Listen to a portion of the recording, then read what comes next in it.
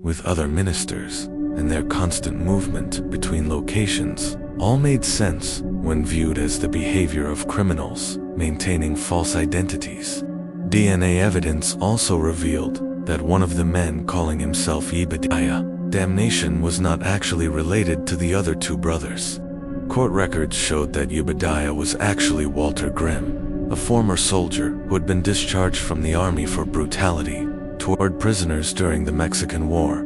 Grimm had joined the Blackwood brothers sometime in the late 1840s and had proven so valuable to their operations that they had included him in their assumed family identity. After deliberating for less than 3 hours, the jury returned guilty verdicts on all counts for all three defendants. The evidence had been so overwhelming, and the crimes so heinous that there was no realistic possibility of acquittal. Judge Harrison Caldwell, a stern man who had presided over many frontier justice cases, delivered sentences that reflected the unprecedented nature of the crimes. "In my 30 years on the bench," he declared, "I have never encountered evil of such systematic, calculated nature. Your crimes represent not only murder and fraud, but an assault on the very foundations of civilized society." Jacob Blackwood, Brother Malachi, was sentenced to death by hanging for 17 counts of first-degree murder. Cornelius Blackwood, Brother Cornelius, received the same sentence for 12 counts of murder and numerous counts of fraud and torture. Walter Grimm, Brother Yebediah, was sentenced to death for 23 counts of murder, making him responsible for more confirmed deaths than either of his partners. The sentences were carried out on November 15, 1882, before a crowd of over 2,000 spectators who had traveled from across Texas and the surrounding states to witness the executions. Even on the gallows, the three men showed no remorse for their crimes. Jacob Blackwood's final words were characteristic of the arrogance he had displayed throughout the trial. "We gave meaning to meaningless lives and purpose to purposeless deaths. History will vindicate our methods even if contemporary society lacks the vision to understand them." Walter Grimm spoke last, and his final statement sent chills through the assembled crowd. "There are others like us out there. We were not unique. We were simply more successful than most. The frontier breeds predators, and there will always be those who know how to exploit the desperate and the damned." The Damnation case became a turning point in frontier law enforcement, leading to new requirements for religious organizations operating in remote areas and increased cooperation between law enforcement agencies across state lines.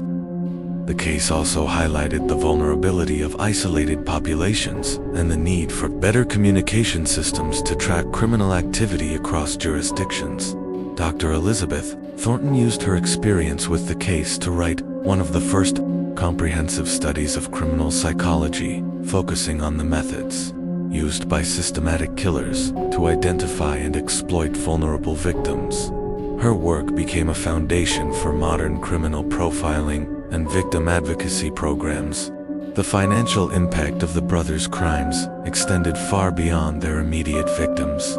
Families across the South who had been sending money to support fictional missionary work found themselves financially ruined. Several communities that had taken pride in supporting what they believed was important evangelical work were left devastated by the revelation that their contributions had been funding murder and torture.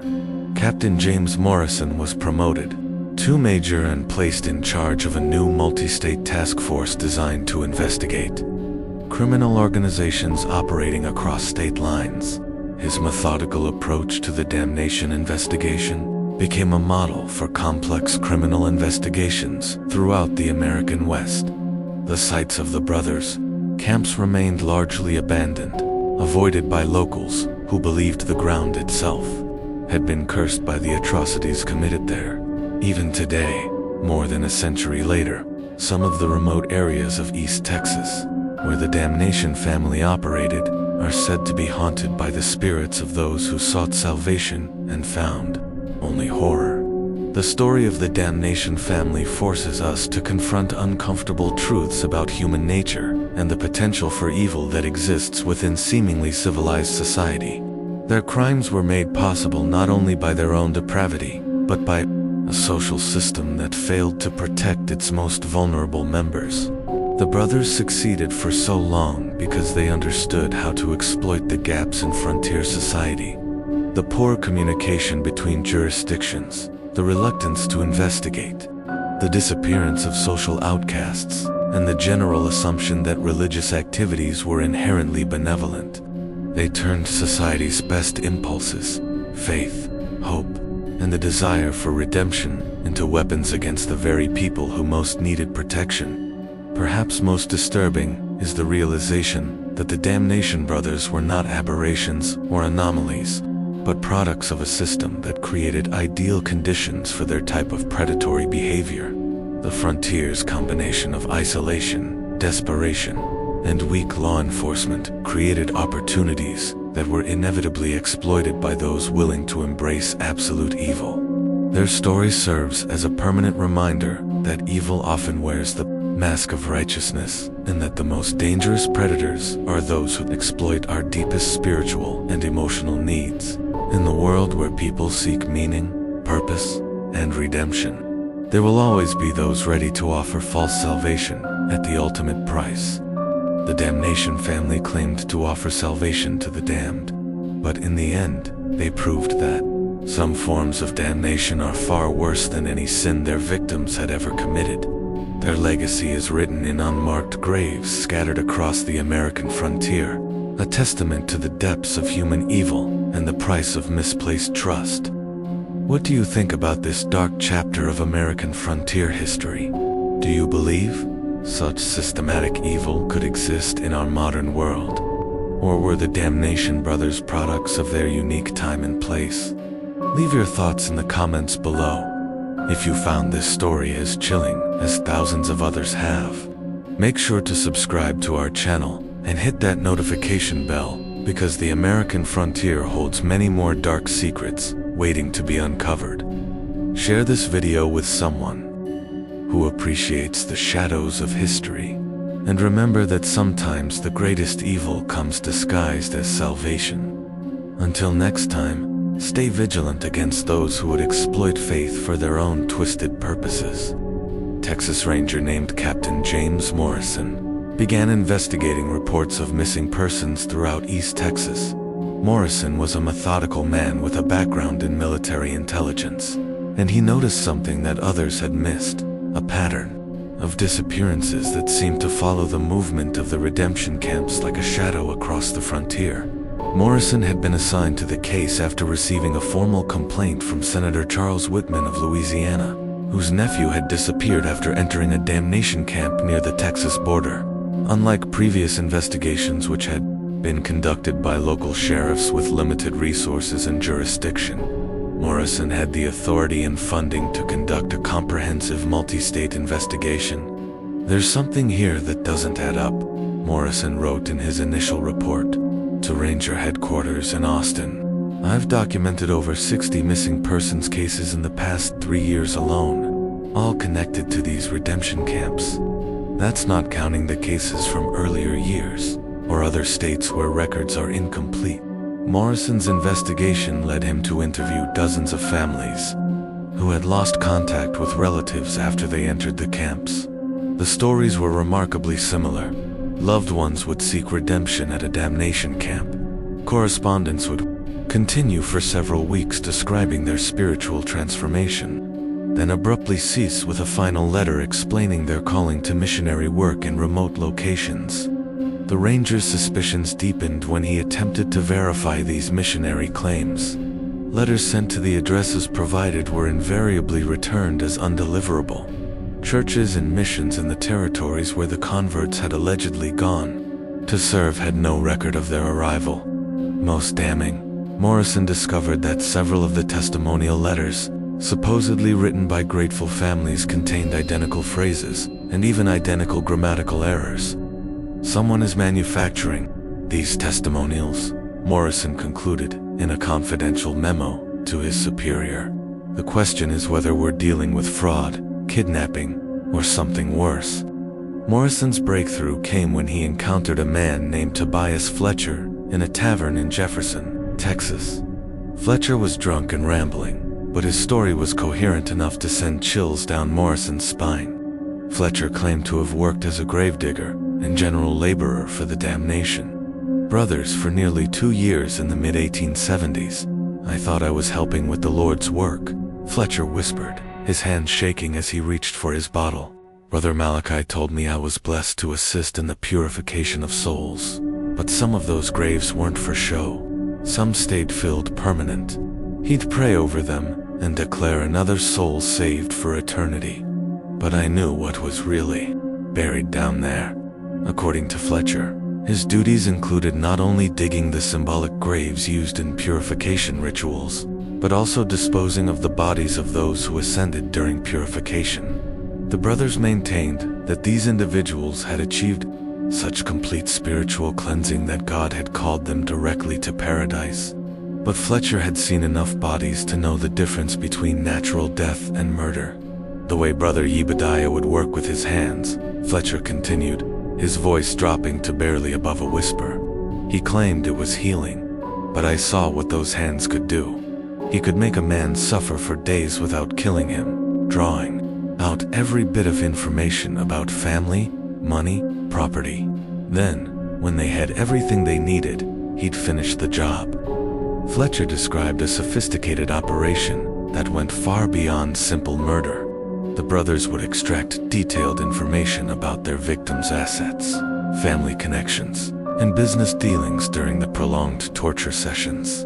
They would then use this information to forge correspondence with family members, often requesting money for fictional missionary work while providing plausible explanations for why the missionary couldn't return home or meet in person. The money kept coming, Fletcher revealed. Families would send funds to support their loved ones' work spreading the gospel. The brothers had it set up so the money would be forwarded through multiple intermediaries, impossible to trace back to them. Some families kept sending money for years, never knowing their sons and daughters were dead and buried in unmarked graves. When Morrison pressed Fletcher for details about the location of these graves, the man's demeanor changed completely. Terror replaced drunken bravado, and he began looking around the tavern as if expecting the Damnation Brothers to materialize from the shadows. "They got eyes everywhere," Fletcher stammered, suddenly much more sober than he had appeared moments before. "People who asked too many questions about the brothers. They got a way of disappearing, too. I shouldn't have said nothing. God help me. I shouldn't have said nothing." Fletcher fled the tavern that night and was never seen again. Some said he'd headed for California. Others claimed he'd been found dead in the swamps near Cattow Lake. Morrison suspected the latter, but Fletcher had provided enough information to narrow his search to a specific area near the Louisiana border where the brothers were reportedly operating their latest camp. The information Fletcher had provided was both valuable and deeply disturbing. Armed with this intelligence and a growing body of evidence, Morrison knew it was time to take decisive action, assembled a small team of trusted rangers, and set out for the region near Cattow Lake, where the Damnation Family was reportedly operating their latest camp. The journey took them through some of the most remote and forbidding terrain in Texas. Dense forests, where the canopy blocked out the sun, and cypress swamps that seemed to swallow sound itself. Morrison's team consisted of 3 other rangers: Sergeant Bill Crawford, a grizzled veteran of the Indian Wars; Corporal Miguel Santos, a former vaquerero with unmatched tracking skills; and Private David Thompson, a young man whose sharp eyes and steady nerves had earned him a reputation as an exceptional marksman. Each man had been chosen for his discretion as well as his skills. Morrison couldn't risk word of their investigation reaching the wrong ears. As they approached the area, Morrison's team began to notice disturbing signs that suggested something was fundamentally wrong with the region. The local wildlife seemed unusually scarce. Even the insects that normally plagued travelers in the humid East Texas climate were noticeably absent. The few settlers they encountered warned them away from the area, speaking of unholy ground and cursed soil where nothing would grow properly. "Ain't nothing natural about that place," warned an old trapper named Ezekiel Marsh, whom they encountered at a trading post near Marshall. "Been hunting these woods for 30 years, and I can tell you that land near the lake ain't right.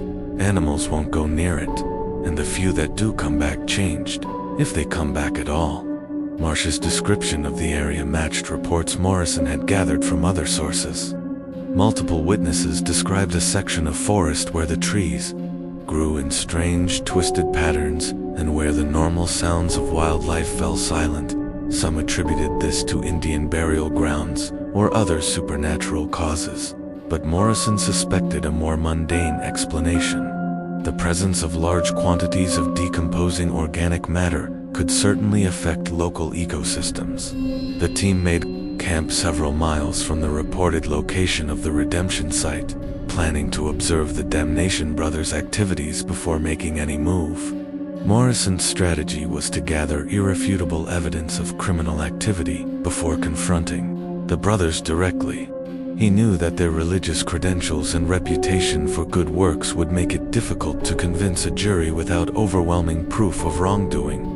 On their first night, the Rangers heard distant sounds that confirmed their worst suspicions.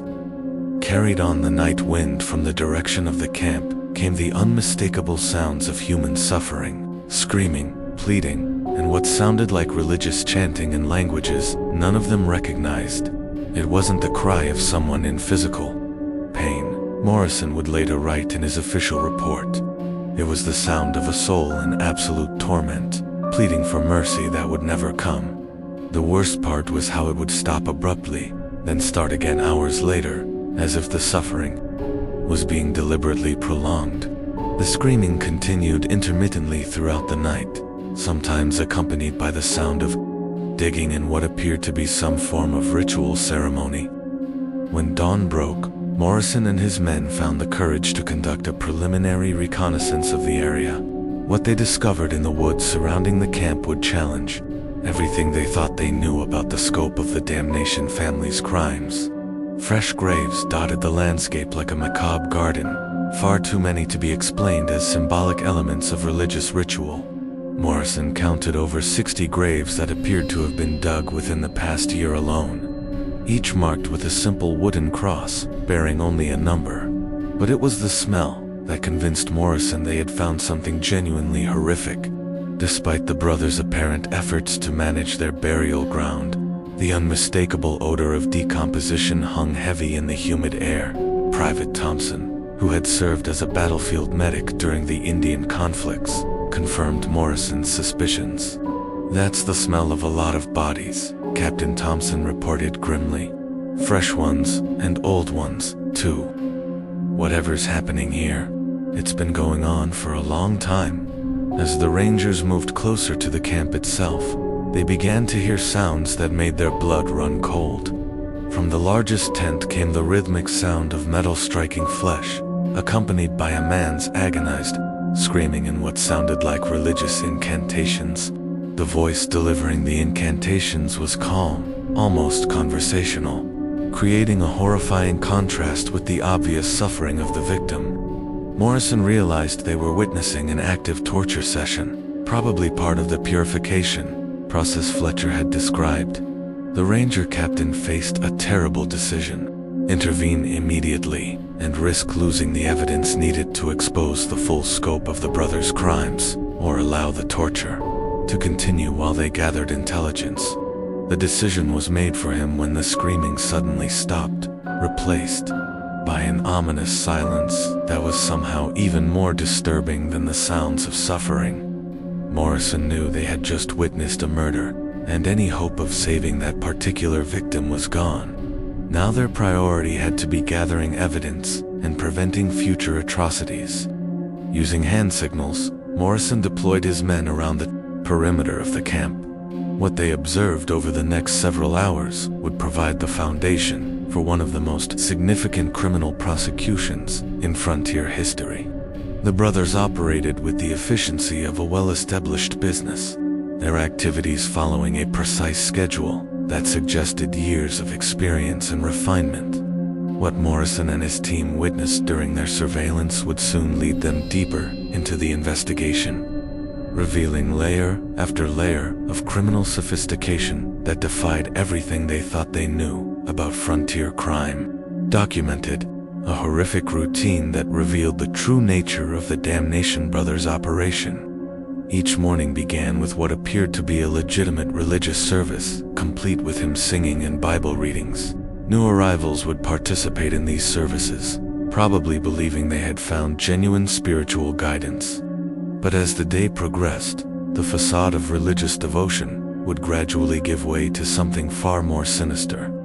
Individual counseling sessions would begin, during which Brother Cornelius would extract detailed confessions from the penitents. These sessions often lasted for hours, and the Rangers could hear increasingly desperate pleading from inside the confession tent. "Brother Cornelius has a gift for knowing exactly what people are hiding," Morrison noted in his surveillance log, "but I'm beginning to suspect this divine insight comes from more earthly sources." Prolonged interrogation combined with psychological manipulation and probably torture. The brothers had perfected a system for extracting not only confessions, but detailed information about their victims' financial assets, family connections, and anything else that might prove profitable. They would use this information to craft convincing forged correspondence with family members, often continuing these fictional relationships for months or even years after the victim's death. Private Thompson, who had positioned himself closest to the camp, reported observing Brother Ubadiah's healing sessions, which were actually torture sessions designed to break down the victim's resistance. "He's got a collection of tools that would make a Spanish inquisitor proud," Thompson whispered during one of their nightly briefings, "and he knows exactly how to use them to cause maximum pain without killing too quickly." The most disturbing aspect of the brothers' operation was its systematic nature. They had clearly developed their methods over many years, refining their techniques for extracting information, forging documents, and disposing of bodies. The camp Morrison's team was observing was obviously not their first.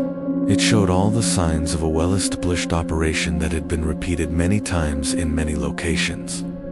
On the second night of their surveillance, the Rangers witnessed what the brothers called a ceremony of ascension, their euphemism for murder. A penitent who had apparently undergone several days of torture was brought to the center of the camp, where Brother Malachi delivered a lengthy sermon about the blessing of spiritual purification. The victim, barely conscious and showing obvious signs of prolonged abuse, was then ceremonially released from earthly bonds by Brother Ubadiah. "They're not killing in a fit of religious madness," Morrison wrote in his report. "This is cold, calculated murder, performed with the precision of a business transaction.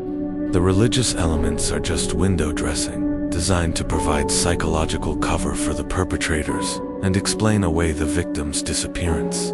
The ceremony concluded with the victim being buried in one of the numbered graves. File. Brother Malachi recorded the ascension in a leather-bound ledger. The Rangers realized they were witnessing the final step in a process that had probably been repeated hundreds of times over the past 3 decades. But Morrison's team also discovered evidence that the brothers' crimes extended far beyond simple murder for profit. Hidden in the woods surrounding the camp, they found what appeared to be a workshop where documents were forged and other criminal activities planned. The brothers had clearly been involved in everything from counterfeiting currency to fraud schemes that spanned multiple states. "We're not just dealing with serial killers," Morrison concluded after reviewing the evidence. "We're looking at one of the most sophisticated criminal enterprises in American history.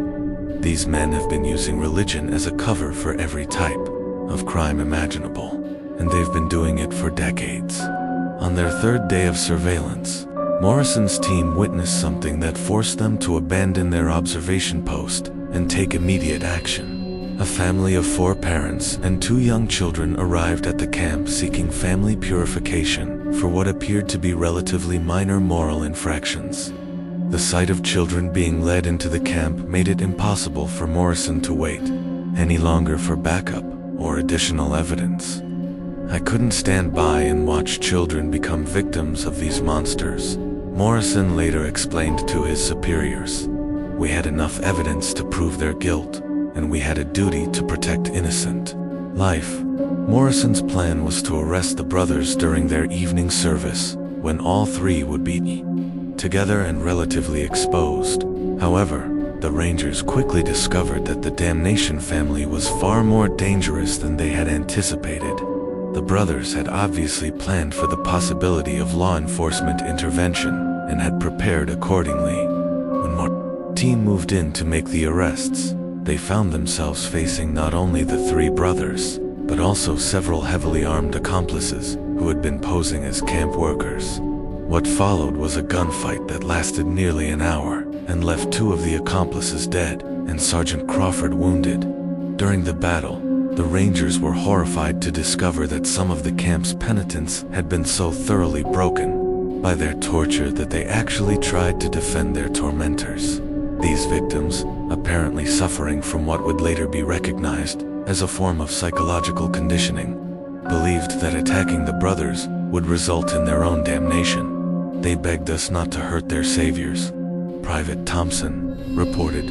"Some of them actually threw themselves between us and the brothers, convinced that we were agents of Satan, trying to prevent their purification. It was the most disturbing thing I've ever witnessed." The brothers themselves proved to be formidable opponents. Brother Malachi was an excellent marksman who had obviously seen combat before, while Brother Jebediah's massive size and strength made him dangerous even without weapons. Brother Cornelius, though physically less imposing, demonstrated an uncanny ability to manipulate people, even in the midst of combat, using psychological tactics to confuse and demoralize the Rangers. The turning point came when Morrison managed to reach the tent where the brothers kept their records. Inside, he found not only detailed accounts of their crimes, but also evidence of their true identities. The Damnation name was an alias. The brothers were actually the Blackwood family wanted for murder and fraud in Arkansas, Louisiana, and Mississippi. Everything about them was a lie. Morrison discovered their names, their religious credentials, their testimonials, all carefully crafted fiction designed to provide cover for their criminal activities. They weren't misguided religious fanatics. They were career criminals who had found the perfect disguise, with their true identities exposed and their records in the hands of law enforcement. The brothers' resistance began to crumble. One by one, they were taken into custody, though not before Brother Cornelius made a final attempt to escape by taking one of the child victims as a hostage. The standoff that followed revealed the true depth of the brothers' depravity.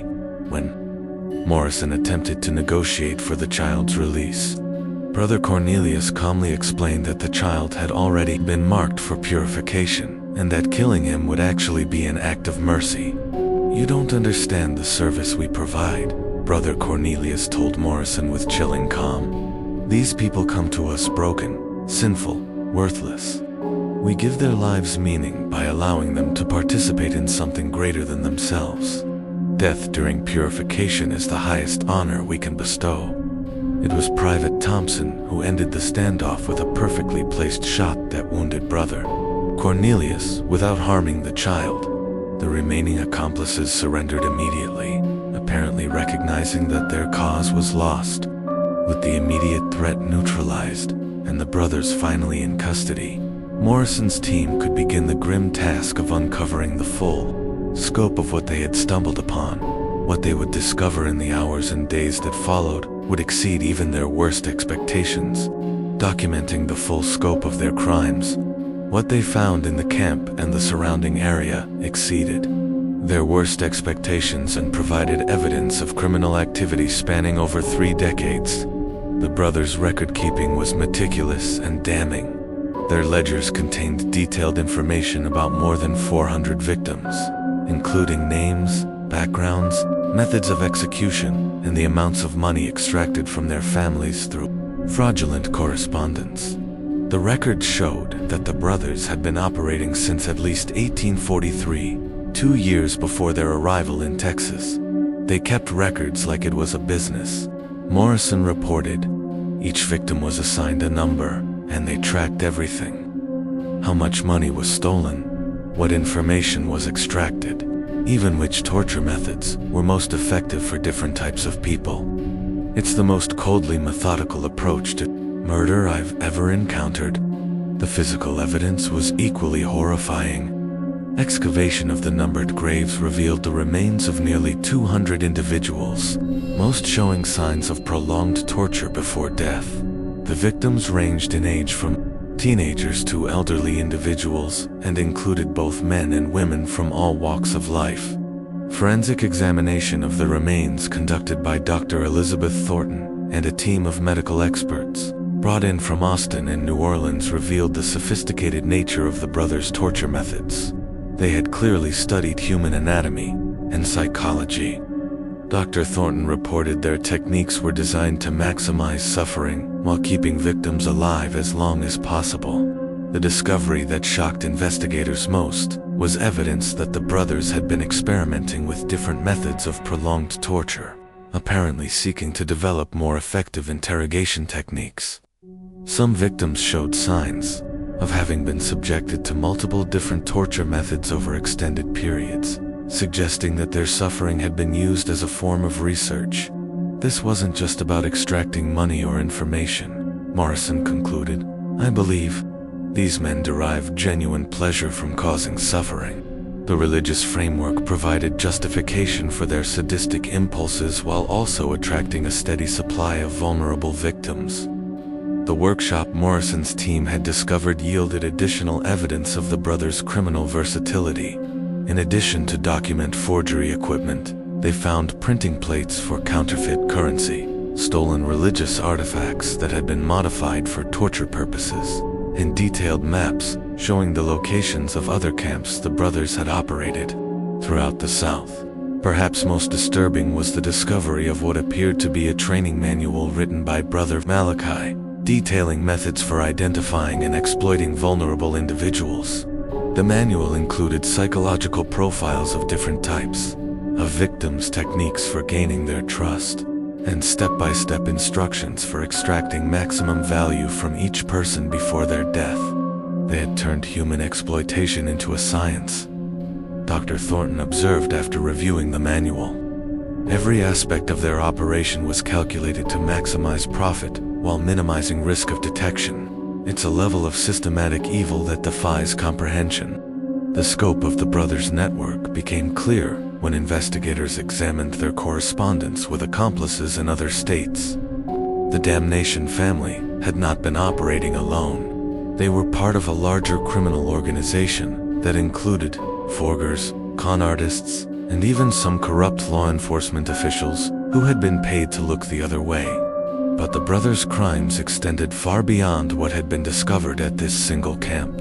As word of their arrests spread throughout the region, a flood of new information began pouring in from across the South, with information that revealed the true scope of the brothers' criminal enterprise. Letters arrived from across the South, describing similar camps and suspicious disappearances dating back to the early 1840s. Mrs. Catherine Phillips of Mobile, Alabama, wrote to authorities describing the disappearance of her husband in 1852 after he had attended a purification camp operated by three brothers who matched the description of the Damnations. Samuel received letters from our son for nearly 2 years after he left for the camp, she explained. The letters described his missionary work in California and requested money for his evangelical efforts. We sent over $800 before the letters stopped coming. Similar stories emerged from Louisiana, Arkansas, Mississippi, and even Indian Territory. A pattern emerged of camps that would operate for 6 to 12 months in remote locations before moving on, leaving behind only vague stories of successful conversions and departed missionaries. The investigation revealed that the brothers had perfected a method of exploiting the poor communication systems of the frontier era by operating in remote areas and constantly moving their base of operations. They had made it nearly impossible for law enforcement agencies to track their activities or connect disappearances across different jurisdictions. They understood better than most law enforcement officials how to exploit the weaknesses in our system, Morrison noted in his final report. They chose their locations carefully, targeting areas where local authorities were overwhelmed or corrupt, and they moved on before anyone could build a case against them. The brothers had also cultivated relationships with corrupt officials who provided them with advanced warning of investigations and helped them establish their false credentials.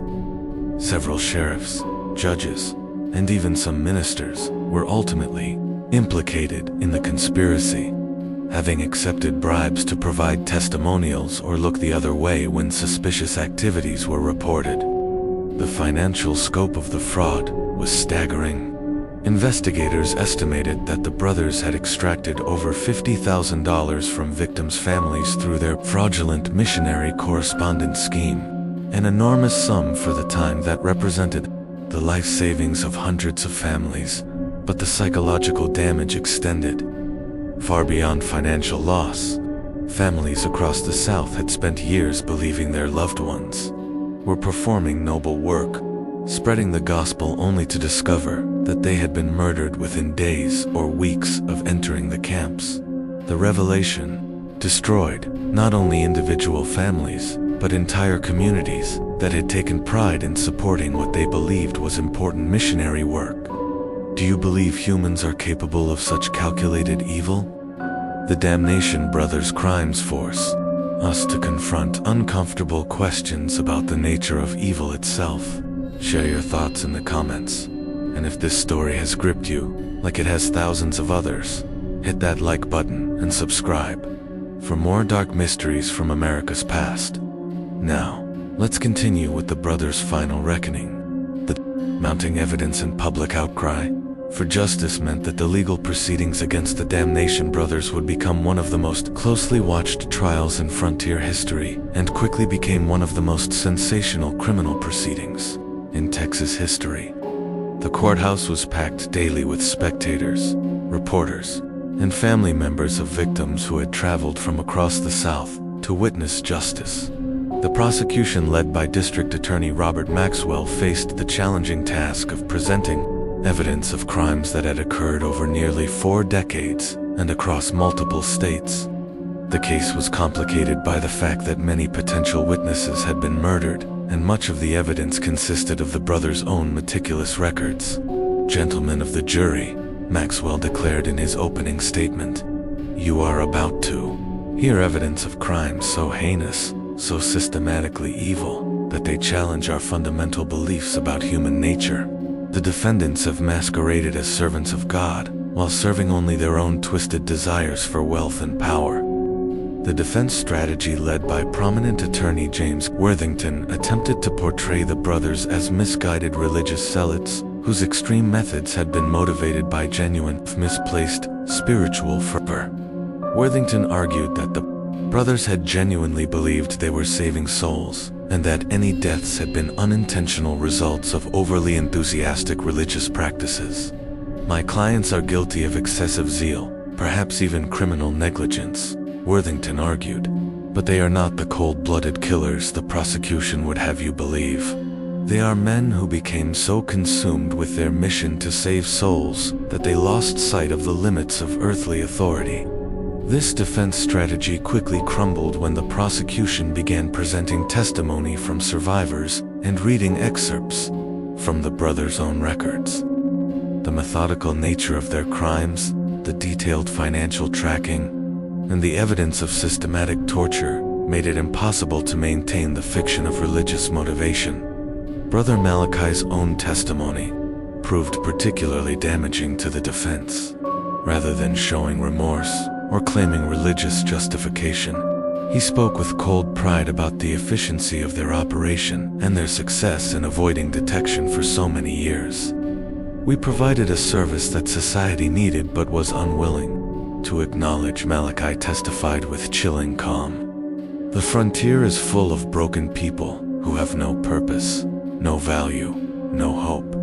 We gave their meaningless lives meaning by allowing them to contribute to something greater than themselves. When asked by the prosecution to explain the torture and murder, Malachi's response shocked even the experienced court reporters.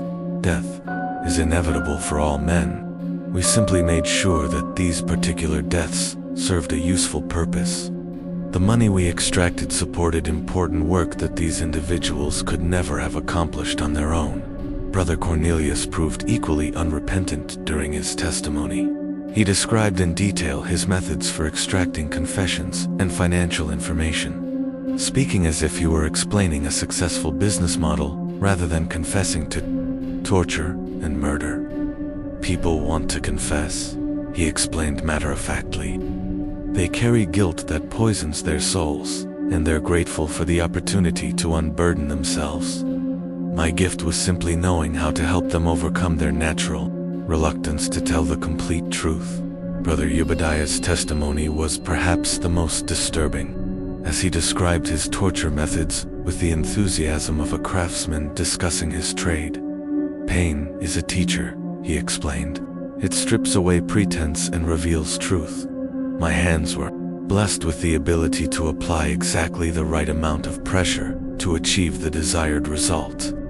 The prosecution's case was bolstered by testimony from Dr. Elizabeth Thornton, who provided expert medical testimony about the victim's injuries and the sophisticated nature of the torture methods used. These men had clearly studied human anatomy and psychology. She testified their methods were designed to maximize suffering while keeping victims alive as long as possible. The work of experts, not religious fanatics. The most powerful testimony came from the handful of survivors who had lived through the brothers' purification process.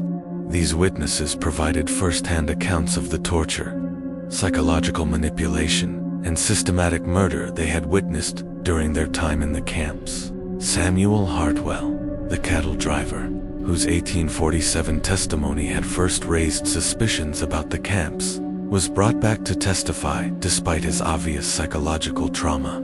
His description of the purification process provided the jury with a detailed understanding of how the brothers operated. "They didn't just want to kill us," Hartwell testified, his voice barely audible in the packed courtroom. "They wanted to break us completely, first, body, mind, and spirit. The torture wasn't just about extracting information. They enjoyed watching us suffer." Other survivors corroborated Hartwell's account and provided additional details about the brothers' methods. Rebecca Marsh, a former prostitute who had survived 3 weeks in a camp, described how the brothers used psychological manipulation to break down their victims' resistance. "They would tell you that your suffering was necessary for your salvation," she testified. "They made you feel grateful for the torture, convinced you that you deserved it. By the time they were finished with you, you believed that dying would be a mercy and that believing it would make you one of the blessed." Perhaps most disturbing was the testimony of Jacob Wheeler, a former accomplice who had helped the brothers with their forgery operations before developing a conscience and escaping. Wheeler provided insider details about the scope of the criminal enterprise and the brothers' long-term planning. "They had it all mapped out," Wheeler testified. "They knew exactly how long they could operate in each location before suspicion would build, and they had escape routes planned for every camp. They even had contingency plans for what to do if law enforcement got too close." Wheeler's testimony revealed that the brothers had been planning to expand their operations to California and Oregon, where the gold rush had created new populations of desperate individuals who might be vulnerable to their schemes.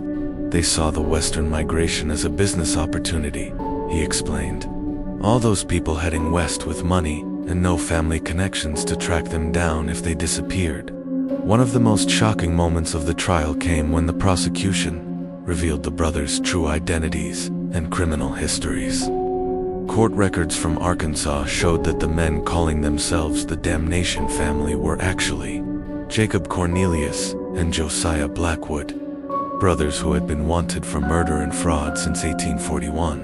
The Blackwood brothers had originally operated as confidence men in Little Rock, Arkansas before graduating to more serious crimes. Their first known murder had occurred in 1842, when they killed a wealthy merchant who had discovered their fraudulent activities. Rather than face justice, they had fled west and assumed the identities of deceased ministers whose credentials they had stolen from a burned church. Everything about their religious personas was carefully constructed fiction. Prosecutor Maxwell revealed to the stunned courtroom. They studied legitimate religious practices and terminology well enough to fool even experienced ministers. Their entire identity as the Damnation Family was an elaborate disguise created to provide cover for their criminal activities. The revelation explained many of the inconsistencies that had troubled investigators over the years. The brothers' unusual interpretations of Christian doctrine, their reluctance to associate with other ministers, and their constant movement between locations all made sense when viewed as the behavior of criminals maintaining false identities. DNA evidence also revealed that one of the men calling himself Yebediah, Damnation, was not actually related to the other two brothers. Court records showed that Yebediah was actually Walter Grimm, a former soldier who had been discharged from the army for brutality toward prisoners during the Mexican War. Grimm had joined the Blackwood brothers sometime in the late 1840s and had proven so valuable to their operations that they had included him in their assumed family identity. After deliberating for less than 3 hours, the jury returned guilty verdicts on all counts for all 3 defendants. The evidence had been so overwhelming and the crime so heinous that there was no realistic possibility of acquittal. Judge Harrison Caldwell, a stern man who had presided over many frontier justice cases, delivered sentences that reflected the unprecedented nature of the crimes. "In my 30 years on the bench," he declared, "I have never encountered evil of such systematic, calculated nature. Your crimes represent not only murder and fraud, but an assault on the very foundations of civilized society." Jacob Blackwood, Brother Malachi, was sentenced to death by hanging for 17 counts of first-degree murder. Cornelius Blackwood, Brother Cornelius, received the same sentence for 12 counts of murder and numerous counts of fraud and torture. Walter Grimm, Brother Yebediah, was sentenced to death for 23 counts of murder, making him responsible for more confirmed deaths than either of his partners. The sentences were carried out on November 15, 1882. Before a crowd of over 2,000 spectators who had traveled from across Texas and the surrounding states to witness the executions. Even on the gallows, the 3 men showed no remorse for their crimes. Jacob Blackwood's final words were characteristic of the arrogance he had displayed throughout the trial. "We gave meaning to meaningless lives and purpose to purposeless deaths. History will vindicate our methods even if contemporary society lacks the vision to understand them." Walter Grimm spoke last, and his final statement sent chills through the assembled crowd. "There are others like us out there. We were not unique. We were simply more successful than most. The frontier breeds predators, and there will always be those who know how to exploit the desperate and the damned." The Damnation case became a turning point in frontier law enforcement, leading to new requirements for religious organizations operating in remote areas and increased cooperation between law enforcement agencies across state lines. The case also highlighted the vulnerability of isolated populations and the need for better communication systems to track criminal activity across jurisdictions. Dr. Elizabeth Thornton used her experience with the case to write one of the first comprehensive studies of criminal psychology focusing on the methods used by systematic killers to identify and exploit vulnerable victims. Her work became a foundation for modern criminal profiling and victim advocacy programs. The financial impact of the brothers' crimes extended far beyond their immediate victims. Families across the South who had been sending money to support fictional missionary work found themselves financially ruined. Several communities that had taken pride in supporting what they believed was important evangelical work were left devastated by the revelation that their contributions had been funding murder and torture. Captain James Morrison was promoted two major, and placed in charge of a new multi-state task force designed to investigate criminal organizations operating across state lines. His methodical approach to the Damnation investigation became a model for complex criminal investigations throughout the American West. The sites of the brothers' camps remained largely abandoned, avoided by locals who believed the ground itself had been cursed by the atrocities committed there. Even today, more than a century later, some of the remote areas of East Texas, where the Damnation Family operated, are said to be haunted by the spirits of those who sought salvation and found only horror. The story of the Damnation Family forces us to confront uncomfortable truths about human nature and the potential for evil that exists within seemingly civilized society. Their crimes were made possible not only by their own depravity, but by a social system that failed to protect its most vulnerable members. The brothers succeeded for so long because they understood how to exploit the gaps in frontier society. The poor communication between jurisdictions, the reluctance to investigate, the disappearance of social outcasts, and the general assumption that religious activities were inherently benevolent. They turned society's best impulses, faith, hope, and the desire for redemption into weapons against the very people who most needed protection. Perhaps most disturbing is the realization that the Damnation brothers were not aberrations or anomalies, but products of a system that created ideal conditions for their type of predatory behavior. The frontier's combination of isolation, desperation, and weak law enforcement created opportunities that were inevitably exploited by those willing to embrace absolute evil.